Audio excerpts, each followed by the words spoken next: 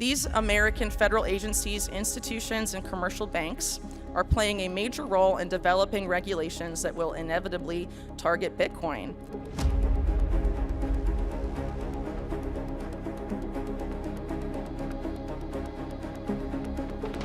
They have made it very clear in media reports, press releases, and policy documents that they see financial privacy, the popularity of Bitcoin, and the value of Bitcoin as direct threats responsible for what they define as cybercrime.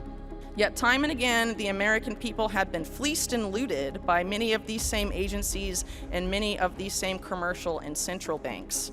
The fight over the control of the cryptocurrency space is part of the larger war being fought over the future of our society, our country, and the world.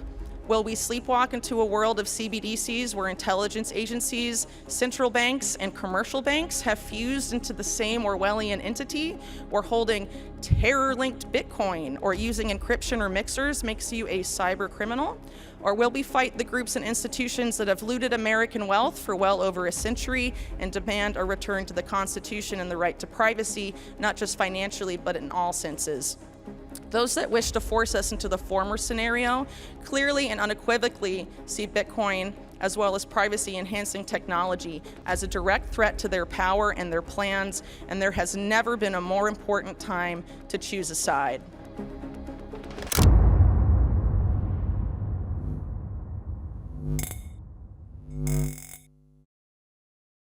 Today we have Whitney Webb, discussing Bitcoin and cryptocurrency, and why things are not as they seem. The recent approval of BlackRock's Bitcoin ETF was only the beginning. As more financial institutions and governments invest into spot ETFs, Whitney points out the underlying plan to use Bitcoin and cryptocurrency as a means to control the supply. She discusses why, very soon, cryptocurrency will be used as a way to destroy the value and privacy that's eluded governments until now. She echoes the sentiment of Max Kaiser, who says we're witnessing the collapse of the fiat money system, and why this is unlike anything we've seen in history. While the dollar may be the last one to fall, this is where she says Bitcoin will show itself to be a true form of money. Let's get right into the video with Whitney Webb, as she gives her prediction for Bitcoin and why the crypto market is going to be blindsided very soon. What should particularly concern us now is how these agencies, entities, and public-private partnerships plan to manufacture consent for their policies. As things stand right now, a lot of the policies dreamt up by these groups that I've just described, I would hope, would be rejected by the vast majority of Americans. That is, of course, unless the right crisis were to come along and suddenly make most Americans extremely concerned and fearful of cybercrime. While warnings of a so-called cyber pandemic floated around in 2021 as a series of high-profile and highly publicized ransomware attacks took place, we haven't heard as much since. But now, with the last global crisis, COVID-19, officially over, according to the US government and the World Health Organization, some are raising the alarm that a new global crisis is soon to make a dramatic appearance. Given what I've been saying, let's check in with the World Economic Forum and see what they think the next global crisis will be. Well, in January of this year, Jeremy Jurgens, number 2 at the WEF after Klaus Schwab, asserted that a, quote, catastrophic mutating event will strike the world in 2 years. What a confident prediction. So what is this catastrophic mutating event that will strike the world before 2025? If you guessed a, quote, global catastrophic cyber event, you win. At a presentation at this year's Davos, Jurgens claimed that 93% of cyber leaders and 86% of cyber business leaders believe that the geopolitical instability makes a catastrophic cyber event inevitable before 2025. Joining Jurgens in fear-mongering over a cyber doomsday was Jürgen Stock, the head of Interpol, one of the most influential members of WEFPAC. I should also add that the United Nations, which as I mentioned earlier, is currently making its new cybercrime treaty, has named Interpol as uniquely positioned to be the implementing partner of a number of the 2030 Sustainable Development Goals, specifically when it comes to disrupting financial streams of terrorists, securing cyberspace, and curbing illicit markets. Juergens and Stock's comments about a catastrophic cyber attack before 2025 spawned hysterical mainstream media headlines warning of cyber apocalypse 2023. That same month, Newsweek's print edition featured an ominous hacker on the cover with the words, "Hack attack, how cyber criminals outwit all efforts to stop them." Many of the experts quoted in the Hack Attack article work for companies that are WEFPAC members. In recent years, there has been much talk about a doomsday cyber attack, and now it seems top people at the WEF and WEFPAC feel confident enough to put a relatively short timeline on it. How bad will this attack be if and when it materializes? Considering that the current head of the Department of Homeland Security has claimed that the next cyber attack will kill many people, it seems that a cyber 9/11 could be waiting in the wings, which of course would be followed shortly thereafter by a Cyber Patriot Act, or something very similar.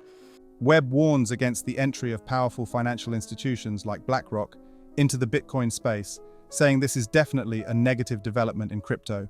She asserts that these institutions are set to control a significant portion of the cryptocurrency supply, and emphasizes the importance of resisting this obvious influence on the market. If Bitcoin is blamed for motivating or funding the cyber criminals deemed responsible for such a catastrophe, what will happen to public opinion, and what type of legislation might we see rammed through Congress? Given what I've described today, the WEF and its allies, including several US government agencies, need a couple of things to come to the forefront of the public mind before they can offer their dystopian solutions that they already have on the books. In order to fuse banks, regulators, and the national security state to end fragmentation in the global financial system, global financial instability must first become a major global concern. With everything that has been taking place since the collapse of Silicon Valley Bank, it seems we may not be too far away from global financial instability becoming a top concern for the average person. The other thing they need to happen is for the average person to become incredibly fearful of financial privacy and online privacy to the point that they will willingly trade their privacy for greater security, or rather, what will be sold as greater security. Bitcoin, privacy-minded crypto, and privacy-preserving technologies like encryption must become public enemy number one in order for the offered solution, a completely surveilled internet and completely surveilled financial system, to be accepted by the masses. Ultimately, what I'm trying to convey with this information is that the fight over the control of the cryptocurrency space is part of the larger war being fought over the future of our society, our country, and the world. Will we sleepwalk into a world of CBDCs where intelligence agencies, central banks, and commercial banks have fused into the same Orwellian entity, or holding terror-linked Bitcoin or using encryption or mixers makes you a cyber criminal? Or will we fight the groups and institutions that have looted American wealth for well over a century and demand a return to the Constitution and the right to privacy, not just financially, but in all senses? Those that wish to force us into the former scenario clearly and unequivocally see Bitcoin, as well as privacy-enhancing technology, as a direct threat to their power and their plans, and there has never been a more important time to choose a side. If the banks, intelligence agencies, and tech companies that partnered with these initiatives see not just financial privacy, but the value of Bitcoin itself as a threat, it goes without saying that their efforts to stop cybercrime at its source would not just involve eradicating financial privacy when it comes to crypto, but also working to devalue crypto. With such groups openly discussing working outside of legal frameworks to accomplish their goals, Bitcoiners must start paying closer attention to these shadowy groups. There is no proof that cryptocurrency, or more specifically Bitcoin, is the key driver of cybercrime, as cybercrime significantly predates the existence of both. However, cryptocurrency does present a threat to the plans of FSISAC members and their partners to begin producing digital currencies controlled either by approved commercial banks or central banks themselves, digital currencies that are designed to be easily surveilled. Central bank digital currencies in particular are being designed and implemented to erode financial privacy and autonomy. The success of CBDCs and related projects depends on neutering the competition, which is likely why FSISAC has called for the economic drivers of cybercrime to be combated by a global financial cyber utility, which is, of course, the very same globalist entity that WEFPAC seeks to create. Not long before FSISAC and WEFPAC made all of these claims, many members of both groups participated in a 2020 initiative hosted by the Carnegie Endowment for International Peace, itself a member of WEFPAC. The president of the endowment at the time was William Burns, who subsequently became Joe Biden's pick for CIA director less than a year later. The Carnegie Endowment's initiative brought together many members of WEFPAC and FSISAC with an important addition: representatives of central banks, namely the U.S. Federal Reserve and the European Central Bank. Also notably present in this initiative was the U.S.'s Federal Deposit Insurance Corporation, or the FDIC. The report developed by these parties is astounding, as it states that the main cause of global financial instability is not irresponsible central bank policies or commercial banks engaging in criminal behavior, but instead, quote, the current fragmentation among stakeholders and initiatives. They argue that the main solution needed to stabilize the global financial system lies in reducing that fragmentation. The only way to accomplish that, they say, requires the massive reorganization of all stakeholders via increased global coordination. They specifically note that the, quote, disconnect between the finance, the national security, and the diplomatic communities is particularly pronounced and calls for much closer interaction between all three. It goes on to state the following, quote, this requires countries not only to better organize themselves domestically, but also to strengthen international cooperation to defend against, investigate, prosecute, and ideally prevent future attacks.